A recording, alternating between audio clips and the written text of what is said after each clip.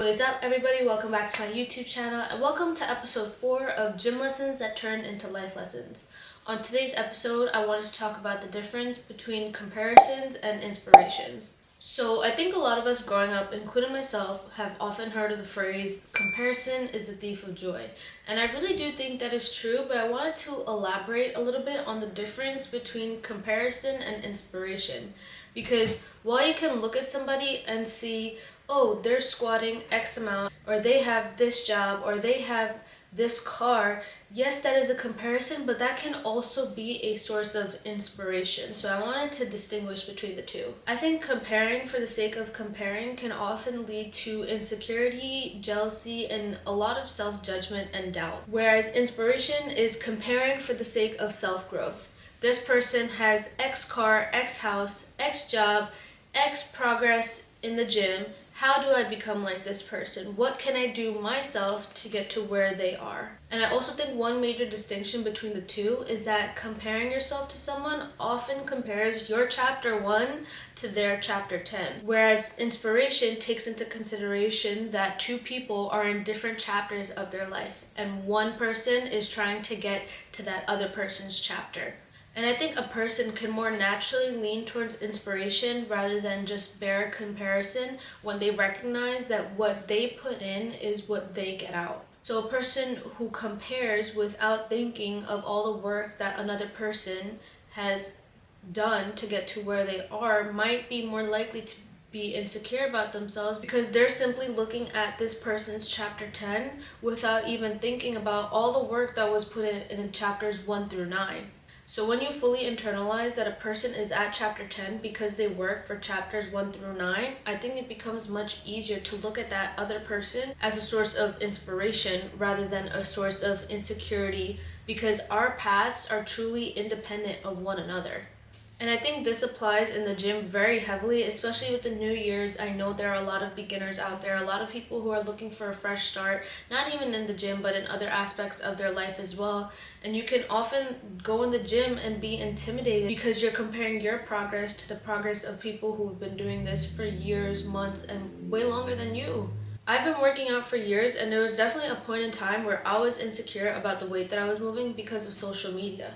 Even if I were the strongest person in the gym, I would open my phone and there are women who weigh less than me and who are moving way more weight than I am. And that makes me think, is the weight that I move insignificant? And the answer is no, because their success and failures have absolutely nothing to do with my success and failures.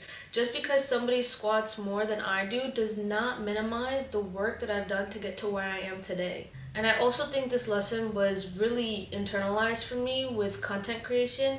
I know it comes up in every video. What can I say?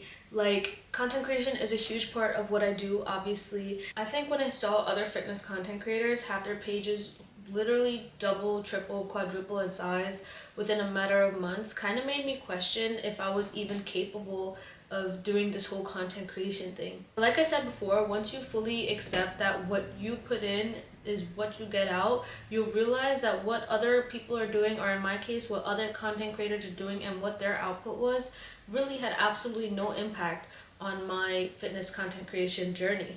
And I'm gonna hit y'all with another very well-known phrase, and that is, the grass isn't always greener on the other side, it's green where you water it. So in this case, I was looking at other fitness content creators. That grass is none of my business. I have to worry about my own, and I think that's where you can see the difference between comparison and inspiration. So let's say you want to take it literally with grass. Let's say I have a dry patch, you got a very fertile, patch of grass. I could just compare and be like, damn, they got green grass. But inspiration is, how do I get green grass, right? I have to focus on me and what am I doing wrong, not damn. I feel like comparing is very damn, that's crazy, and inspiration is very damn, that's crazy, how do I do that too? You see the difference? Whereas inspiration has that supplemental follow-up question, how do I get there? So to reiterate, the difference between comparison and inspiration is simply the recognition of the work that it takes to get to where a person is or where you would like to be. And when you recognize that what you put in is what you get out, and similarly what that person put in is what that person got out, When you begin to accept that, then you'll start to ask that follow-up question of what can I do to get to where they are? What work did they put in that I too should put in? And yeah, that's about it. That's all I really have for today's episode. As always, if you have any comments, questions, video suggestions, please make sure to leave those down below in the comment section. Thank you so much for tuning into my channel. See you next time. Bye! That was so painful. That was actually like yapathon galore. At least my hair looks nice, I think. Cut. I think my hair looked weird. Things that turn into life. Cut. Inspiration can be comparison. Two people are at different. Where I feel like I'm kind of just yapping. It's really greener where you water it because. Why? Because I am yapping so hard. Damn, I'm literally sitting in front of this camera just bare blinking it. Reiterate, comparing is just...